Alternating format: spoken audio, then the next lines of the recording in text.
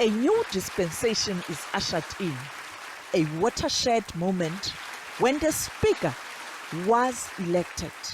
Mr. Chairman, I nominate the name of Frini Jinwala as Speaker of the House. Thank you. I accordingly declare Dr. Frini Jinwala duly elected Speaker of the National Assembly. A dream finally realized. After the bloodshed and trauma of the liberation years, finally, a democratic society where all persons are equal. During the opening of Parliament, South Africa's first democratic president gave a historic speech. Tomorrow, on Africa Day, our new flag will be hoisted in an historic ceremony at the OAU headquarters in Addis Ababa.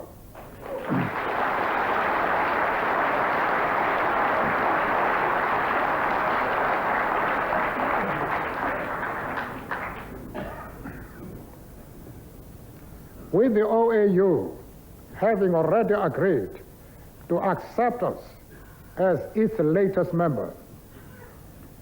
Tomorrow, on Africa Day, the United Nations Security Council will meet to lift the last remaining sanctions against South Africa and to position the World Organization to relate to our country as an honored, responsible, and peace-loving citizen.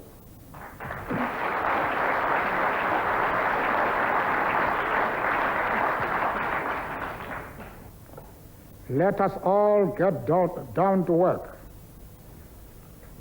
I declare this session of Parliament formally open.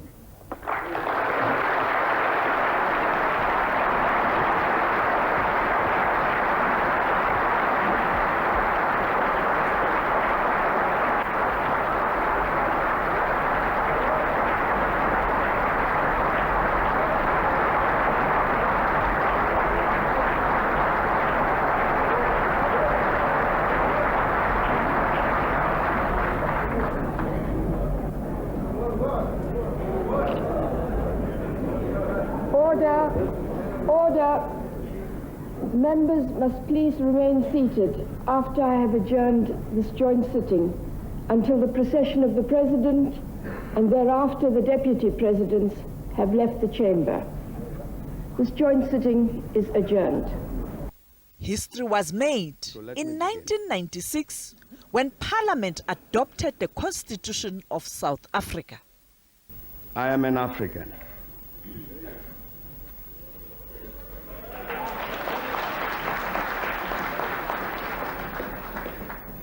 I owe my being to the hills and the valleys, the mountains and the glades, the rivers, the deserts, the trees, the flowers, the seas, and the ever-changing seasons that define the face of our native land.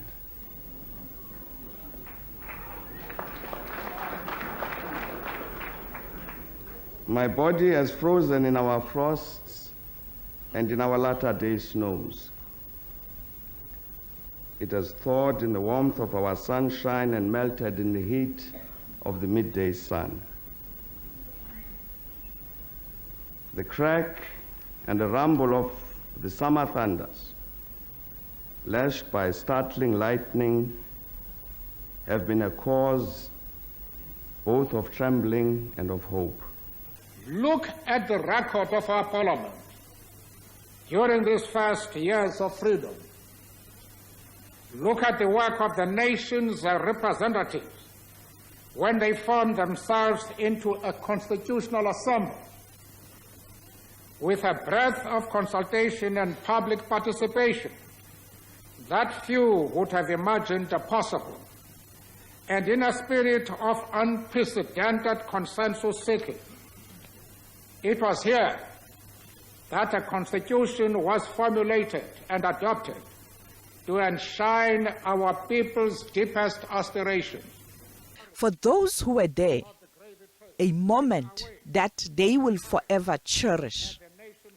But I remember very fondly Speaker Frini Jinwala at that time taking the chair. I was a member of the Senate, and we had Gov as our deputy chairperson of the Senate, and we had a minister from the National Party chairing the Senate. And, you know, Speaker Frini Jinwala was one of those people who treated all members of all political parties with no fear, favor, and there was all fairness. Walking into Parliament for the first day was just unbelievable.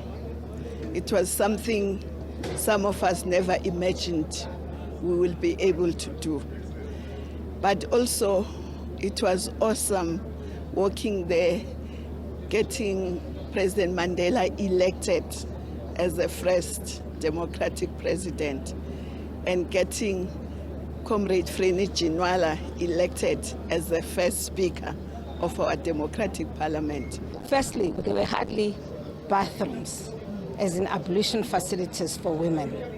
And where you found it, you found only one. And women, all women across political parties, including Comrade Frini. I remember even people like Nomboni Sokasa, even though she was not a member of parliament, were up in arms, mobilizing and helping those of us who were in parliament to get parliament to recognize that it was a different parliament. It was no more a gentleman's parliament with black or grey suits. I wasn't privileged enough to serve under Dr. Jinwala when she was the Speaker, but all of my former colleagues, particularly Douglas Gibson, speak incredibly highly of her and her efforts to entrench Parliament as a robust centre of executive accountability. She had a sharp wit and a very good sense of humour and very good at bringing the whole House together.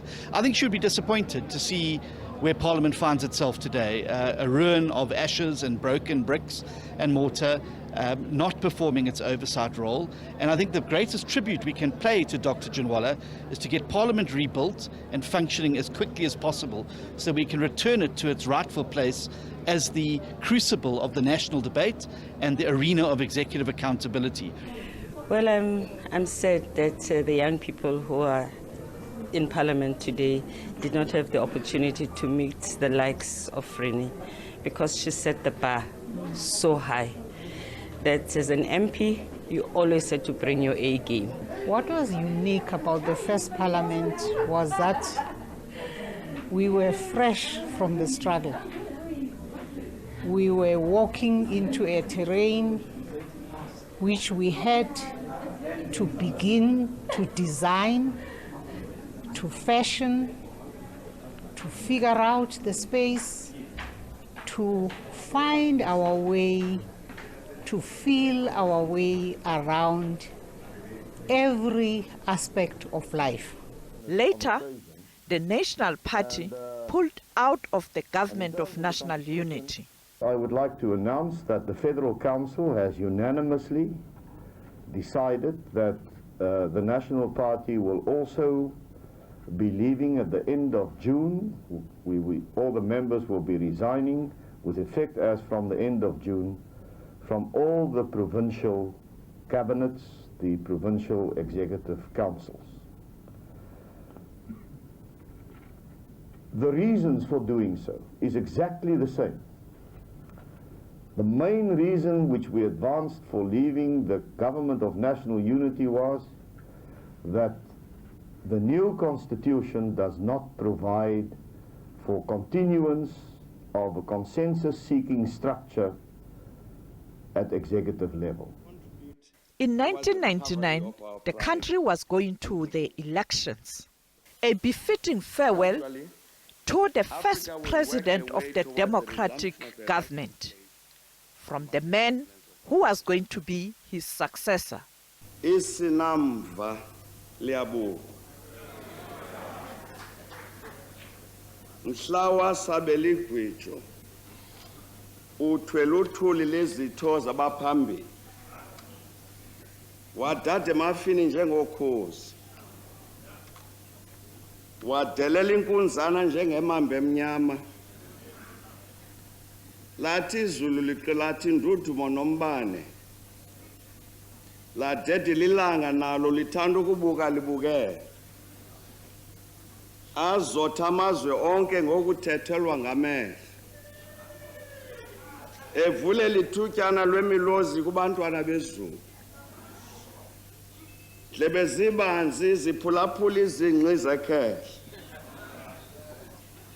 De wavule kuqhoqhoqho siyinginginya sisonke. Ngoba namhlanje sifuna ukukhahlela sithi sinandini. Madiba Dalibhungu Simbithi wesizwe komeduna yomthonyama Siphalandwe. Nelson Mandela, unlike most liberation leaders, did not seek a second term. Mr. President, you are leaving the world a richer place for having been in this parliament and as our president. Hamba kahle Madiba, I South Africa, Iku Jongile Halale, Moelua.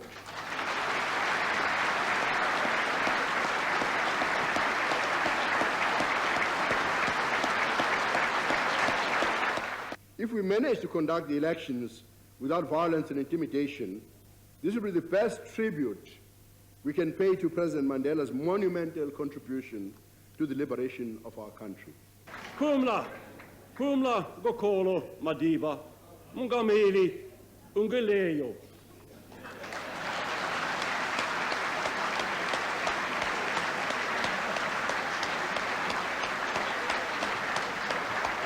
If there is one individual in this chamber and in this country who must be given credit for reaching out across the great divides and dousing the flames of racial hatred, then that individual is you, Nelson Mandela.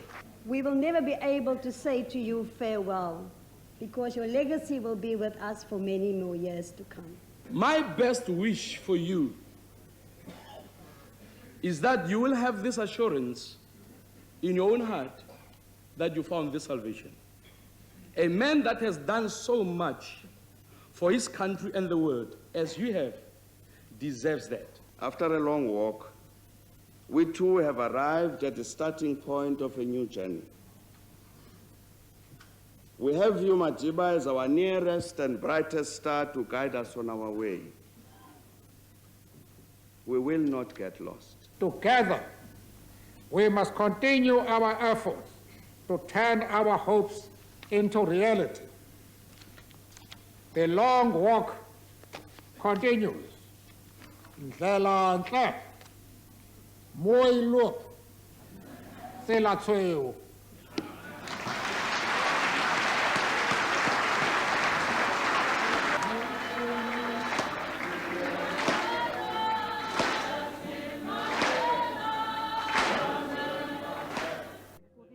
The ANC was given another mandate to govern the country. Thabo Mbeki was elected the president of the republic, and this was the opening of parliament. He delivered this message during the opening of parliament. Steadily, the dark clouds of despair are lifting, giving way to our season of hope. It was in 1999 where Parliament had to deal with the arms procurement scandal. Well, the allegations in there is dealing with, the whole process from beginning to where it is now.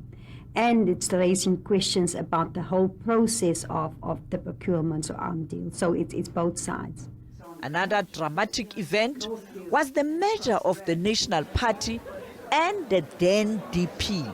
I can understand the need for the opposition forces to try and get together, not spend their time and their resources in fighting each other instead of opposing the government, which is their job in Parliament and outside Parliament. But I think there were other ways of doing it. I would have preferred an election pact.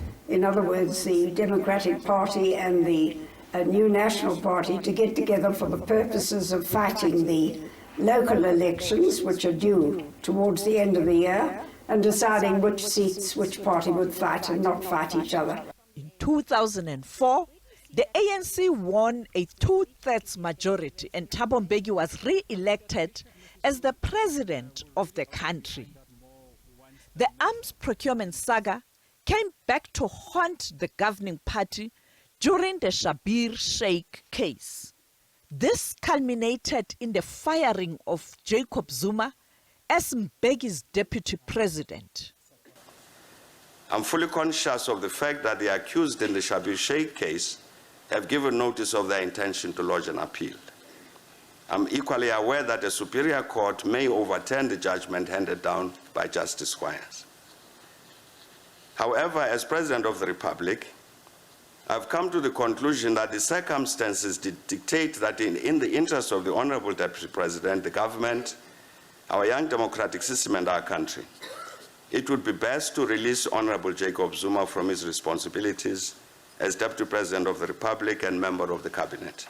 This was the beginning of an acrimonious relationship between Thabo Mbeki and Jacob Zuma. It was Mbeki's last term in office, and his office was planning a comprehensive farewell program, not only in South Africa, but also around the world. As I was preparing this address, one among us suggested to me that our country was being buffeted by strong crosswinds that made it especially difficult to foresee where our country will be tomorrow. He suggested that to capture what he considers the essence of the reality confronting us, this morning I should recall the well-known words with which Charles Dickens opened his novel A Tale of Two Cities. And so I quote these words which he found for me in The Tale of Two Cities. It was the best of times, it was the worst of times. It was the age of wisdom, it was the age of foolishness. It was the epoch of belief, it was the epoch of incredulity. It was the season of light, it was the season of darkness. It was the spring of hope, it was the winter of despair. We had everything before us, we had nothing before us. We were all going direct to heaven, we were all going direct the other way. In short, the period was so far like the present period that some of its noisiest authorities insisted on its being received for good or for evil in the superlative degree of comparison only, unquote. You'll ask whether I agree with this assessment, whether I too believe that we've entered an era of confusion in which all of us cannot but lose our way, unsure of our steps, unsteady on our feet, fearful of the future. My answer to this question is a definite no. Like the rest of our government, I'm convinced that the fundamentals that have informed our country's forward march in the last 14 years remain in place. They continue to provide us with a strong base from which we must proceed as we keep our eyes firmly focused on the continued pursuit of the goal of a better life for all our people. Thus, should we all reaffirm that we remain on course as we continue to strive to make ours a winning nation. However, like all the honorable members, I'm aware of the fact that many in our society are troubled by a deep sense of unease about where our country will be tomorrow. They are concerned about the national emergency into which the country has been thrown by the unexpected disruptions in the supply of electricity. They are concerned about some developments in our economy, especially the steady increase in interest rates, in food and fuel prices, which further impoverish especially the poor. Some among these worry about the possible impact on our economy of the threat of economic recession in the United States. They are worried about whether we have the capacity to defend the democratic rights and the democratic constitution which were born of enormous sacrifices. This is driven by such developments as the prosecution of the National Commissioner of Police, the suspension of the National Director of Public Prosecutions, fears about a threat to the independence of the judiciary and the rule of law, and the attendant allegations about the abuse of state power for political purposes. They are worried about whether our country is threatened by the anarchy represented by the criminal torching of 6 passenger trains in Tshwane last month. while they recognize and respect the right of the ruling party to regulate its own affairs, they are concerned that it must continue to play its role as one of the principal architects of a democratic and non-racial and non-sexist and prosperous South Africa. Most obviously, it would be irresponsible to ignore these and other concerns or dismiss them as mere Jeremiahs, typical of the prophets of doom. The real challenge is to respond to them in a manner that conveys the definite message to everybody in our country, and the millions in Africa and elsewhere in the world who watch our country with keen interest, that we remain firm in our resolve to continue building the kind of South Africa that has given hope not only to our people but also to many outside our borders. He was later recalled by the ANC and delivered his final message as President of the Republic. I would like to assure the nation that our successive governments since 1994 have never acted in any manner intended willfully to violate the Constitution and the law. We have always sought to respect the solemn oath of office each one of us made in front of the Chief Justice and other judges, and have always been conscious of the fact that the legal order that governs our country was achieved through the sacrifices made by countless numbers of our people, which included death. In this context, it is most unfortunate that gratuitous suggestions have been made seeking to impugn the integrity of those of us who have been privileged to serve in our country's national executive. Compatriots, again as you know, we have often pointed to the fact that our liberation movement has always been Pan-African in its outlook, and therefore that we have an obligation to contribute to the renaissance of the African continent. All of us are aware of the huge and daunting challenges that face the continent. In the short years since our freedom, as South Africans, we have done what we could to make our humble contribution to the regeneration of our continent. We have devoted time and resources to the task of achieving the renaissance of Africa, because this is what has informed generations of our liberators, even before the ANC was formed in 1912. We have done this fully understanding that our country shares a common destiny with the rest of our continent. I therefore thank the many dedicated compatriots, men and women, who have made it possible for us to contribute to the resolution of conflicts and the strengthening of democracy in a number of countries, including the Kingdom of Lesotho, the Democratic Republic of Congo, Burundi, Cote d'Ivoire, Comoros, Zimbabwe, Sudan, and elsewhere. We have also done this work conscious of our responsibilities as a state member of both SADC and the African Union.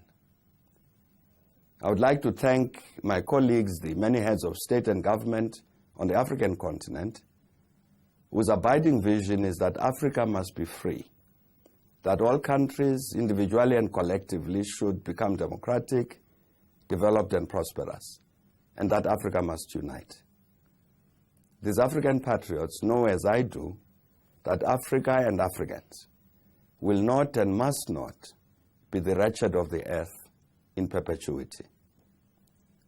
Similarly, we have worked to contribute to the achievement of the aspirations of the countries and peoples of the South, conscious of the need for us to act in solidarity and in unity with the billions with whom we share the common challenge to defeat poverty and underdevelopment. Accordingly, I depart the office of President of South Africa, knowing that this country has many men and women who have dedicated their lives to ensure that South Africa, Africa, and the countries of the South will in time manage to ensure a better world for all humanity. I depart this office conscious that the sterling work done by the presidency, the ministries and departments, the provinces, and local government structures will continue, driven by the determination to achieve the goal of a better life for all. I am convinced that the incoming administration will better the work done during the past 14.5 years so that poverty, underdevelopment, unemployment, illiteracy, challenges of health, crime and corruption will cease to define the lives of many of our people. I've received many messages from South Africans from all walks of life, through emails, telephonically, and through cell phone text messages, as well as those conveyed through my colleagues. I thank all of you, fellow South Africans, for these messages. To everyone and responding to these messages, I would like to say that gloom and despondency have never defeated adversity. Trying times need courage and resilience. Our strength as a people is not tested during the best of times. As we said before, we should never be despondent because the weather is bad, nor should we turn triumphalist because the sun shines. For South Africa to succeed, there is more work to be done, and I trust that we will continue to strive to act in unity to accelerate the advance towards the achievement of our shared national goals. In this regard, it may be worth repeating what I said during the inauguration of the President of the Republic in 1999. Using the metaphor of the Comrades Marathon, I said then that those who complete the course will do so only because they do not, as fatigue sets in, convince themselves that the road ahead is still too long, the inclines too steep, the loneliness impossible to bear, and the prize itself of doubtful value.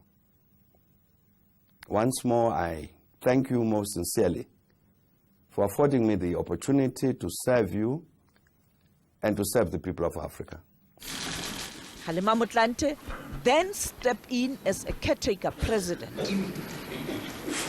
In the presence of everyone assembled here, and in full realization of the high calling I assume as President of the Republic of South Africa, I, Halima Petrus Motlanthe, swear that I will be faithful to the Republic of South Africa and will obey, observe, uphold, and maintain the Constitution and all other law of the Republic, and I solemnly and sincerely promise that I will always promote all that will advance the Republic and oppose all that may harm it. Be a true and faithful counselor, discharge my duties with all my strength and talents to the best of my knowledge and ability and true to the dictates of my conscience, do justice to all, and devote myself to the well-being of the Republic and all its people. Raise your right hand and say, "So help me God." So help me God. Thank you. Thank you. The Congress of the People joined Parliament in 2009, a party that won a million vote and received 30 seats in Parliament. After elections, Jacob Zuma became the fourth president of South Africa. It is going to be a busy 5 years. We have deliberately given ourselves 5 priorities to focus on, which will make us more effective in implementation. After 5 years, in 2014, Zuma was re-elected president of South Africa. The firing of the then Youth League president Julius Malema led to the formation of the Economic Freedom Fighters that contested elections and was able to secure 25 seats in parliament in 2014 and 44 seats in the 2019 national elections. President Mandela's first appearance as a president of the Republic who got elected in Parliament, it was a very historic moment that all of us celebrated and continue to celebrate. President Mbeki's speech I'm an African. One of the inspiring speeches that President Mbeki gave there, and the intervention of a transition between President Mbeki and President Zuma through President Kgalema Motlanthe, that's where things started to be take a turn. Yeah, because that type of intervention, in a way, was able to tell us that the problem is starting now. Because ordinarily, if things were all equal and normal, a proper transition should have happened through elections and all manner of things. Then President Zuma came, undermined the authority of Parliament, and Parliament through Speaker Baleka Mbete degenerated to worse because she too used Parliament to defend President Zuma. And it's not my own words. I mean, the Constitutional Court had those words to say. The Zondo Commission had those harsh words to say. And when finally President Zuma left, we thought there will be some form of change, that Parliament, with those criticisms from the Constitutional Court and now from Zondo Commission, they will begin to appreciate that this cannot be manipulated to suit the political agenda of those who have the majority in Parliament. But they didn't hear. We saw them now using the majority in Parliament to dismiss the panel report. And I don't think Parliament, that's why we are in court now, I don't think that report gives us an option of adoption or rejection. Once it says, we think the president has got some questions to answer, we ought to proceed in that direction. That's why they are asking for independent people to look into those kind of matters so that there is no biasness. The 6th Parliament had to deal with another scandal. The Nkandla matter was the elephant in the room, and the new party made its voice heard on this issue. Later, the 6th Parliament was found wanting by the Constitutional Court for failure to hold the then President Jacob Zuma accountable for upgrades at his private residence at Nkandla, and was ordered to 3 million pay South Africans back the deserve money. to know what happened to It their was jobs. during Can I this request that we time proceed when on that Parliament basis, had please? to deal with allegations of Honourable state members. capture. This led to President then reluctantly appointing a state capture commission. Jacob Zuma also had to deliver this message after he was recalled by his party. I have therefore come to the decision to resign as President of the Republic with immediate effect. Even though I disagree with the decision of the leadership of my organization, I have always been a disciplined member of the ANC. As I leave, I will continue to serve the people of South Africa as well as the ANC, the organization I have served all of my life in it. This was followed by President Cyril Ramaphosa assuming office. Further nominations. Only one candidate has been nominated, namely the Honorable Matamela Cyril Ramaphosa. The nomination is in order. Accordingly, in terms of item 5 of Part A of Schedule 3 to the Constitution, I declare the Honorable Matamela Cyril Ramaphosa duly elected President of the Republic of South Africa.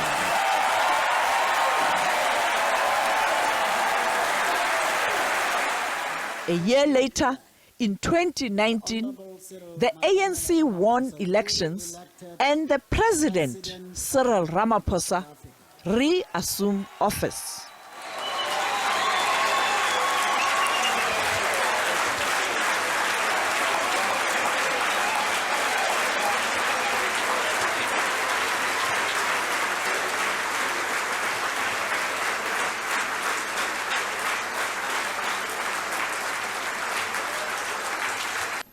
This is a deep honor for me, and I am humbled by this. It is a responsibility that I intend to discharge with the greatest of care, but also to the best of my ability.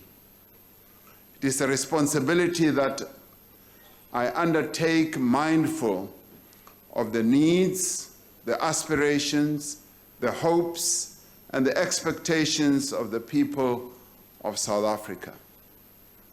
In this regard, I will seek to act and be the president of all South Africans, and not just the president of those who voted for the party that I lead, and also those who voted for parties that are here.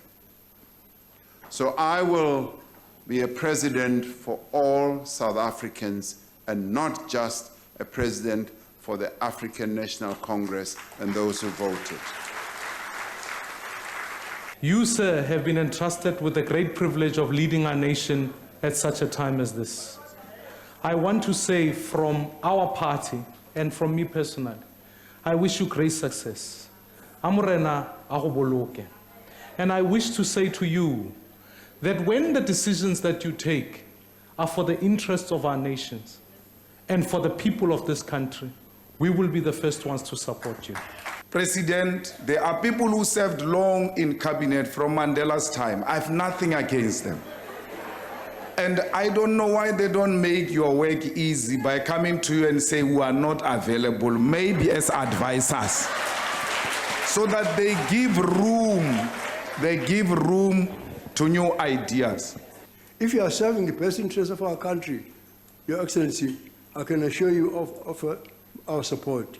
If you do the right thing for South Africa, I would always do that. This is the kind of constructive opposition we've tried to give to this House. There's a huge responsibility on your shoulders. The people of South Africa want hope. They want hope for the future. There are people out there who want to see leaders who respect one another, leaders who operate in line with the Constitution, leaders who understand that people who differ from you are not enemies, and therefore they would want to see order in this place. Mhlekazi nobhala ndize congratulate ndiqinisekile nekhehle apho likhoyo. Oh, nimonyolele. Uyi president. Congratulations, sir. And I hope that in solving the problems of this country, you will apply a non-partisan approach. In that way, you will get a lot of support from this House. We would like to see that we hold government accountable in a constructive way, in a way that can build this country to make sure that the most vulnerable and the poor people in our country deserve better. In June 2022, Parliament dealt with another scandal, the Parlamenta, where allegations have been leveled against the president for failure to report a robbery at his farm. However, parties continued to demand answers. An independent panel led by the retired Chief Justice Sandile Ngcobo was appointed to assess whether there was sufficient evidence against the president. The panel later delivered its report. It was a complex matter. Complex indeed, because it's a parliamentary process which belongs to Parliament as the representative of the people. Dragging the president before an impeachment process is a huge decision. It cannot be done on flimsy grounds. There has to be something tangible that you can hold on to before you take that decision. That's why there was a panel to look at only what we have and thereafter make a decision. The report was taken to the National Assembly for a vote while the President approached Constitutional Court asking for direct access and for the Apex Court to review the report and set it aside.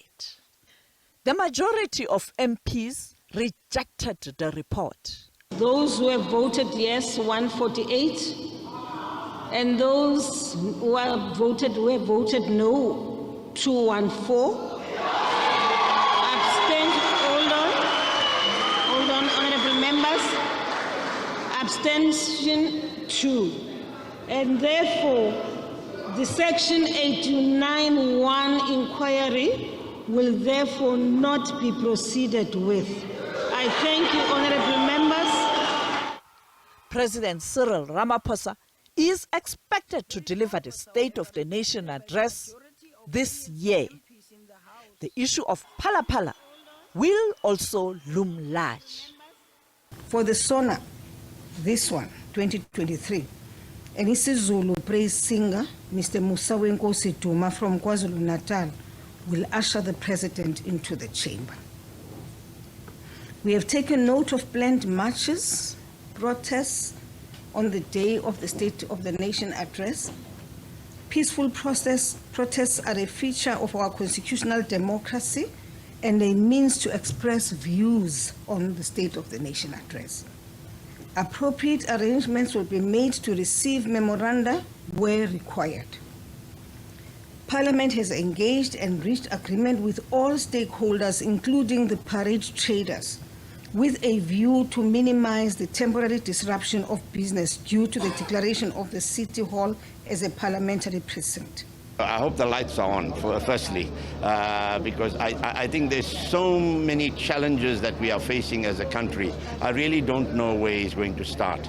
And we don't want platitudes. We want implementable action. And in the past, we've heard so many things being said, but they haven't been followed up. And I think his cabinet needs to be one that can support him fully so that he can do the kind of things that he wants to do. Yesterday, I was sort of taken aback when KwaZulu-Natal, when he criticized what happened in 1998 with government not investing in infrastructure in Eskom, and then that started the downward trend with Eskom. So I think he needs to take leadership. He's now been given the mandate by his party, and he's got to lead by example and lead the country, not his party. The issue of load shedding, which is a crisis throughout the country, must come to an end. Must bring a solution to that. The second one should be about the infrastructure. In 2022, SONA, he said every corner will be a construction site. So we expect that to give a report. How far did we go, and what are other commitments? And when you talk about infrastructure development, that must also create jobs. He must also tell us the percentage. The issue of crime is a concerning a point to all citizens. We also want a clear strategy. He promised that 10,000 new recruits of police are going to be recruited in 2022, and indeed that was done. Where are they deployed now? We want to see the change. We also expect the President to talk about water and sanitation. These are basic things that are needed by our people, and I know that the President will also look at the conference of the ANC resolutions, because our conference in the main says what must be done to improve the quality of life for our citizens. It will be a speech where you are encouraging all of us not only to look up to you as government, but to challenge us as communities, as individuals, as young people, to be part of activity in this country so that we make it a better country. We must improve and continue to improve the quality of life of all of our people. That's our job. And if we aren't able to do it, then we're failing in our job. We need a concrete plan on energy. What is going to happen when? As he is working on his speech, the President has very clear marching orders, which he got from the 55th conference of his party. The same delegates that elected him to go back and lead are the same delegates that gave him a program of action, the rules and how to maneuver the space. He must now lead with courage. I imagine as a leader of a nation, we can expect that he will give us hope and a future that we need to work towards and look forward to build this nation, to live in prosperity and caring for one another. In nearly 30 years, Parliament has witnessed joy and laughter, sadness and tears, the dismantling of apartheid laws and the tabling of new democratic laws. Parliament is a platform of the broader society with regard to engaging with transformation and change. I think has gone a long way to make a huge difference. Until the dead patch of 10 years of state capture, Parliament got suffocated during that period. But 2016, we were part of the Parliament that rose again. If you remember the inquiry on the public enterprise and a number of things, that is the time, if you check, up until that time, Parliament was a bit flat. 2016, Parliament rose again. You will, if you do your stats, you will find that suddenly in a number of departments, investigations were starting, chairperson was starting deep diving in a number of issues, be it water, be it communication, be it state enterprises. There's a lot of, if you follow the pattern, there's a lot of investigations suddenly led by Parliament. Despite a fire that ravaged Parliament and destroyed its historic architecture, the institution of Parliament remains strong. It is here that history is written daily. Sophie Mokoena, SABC News, Johannesburg.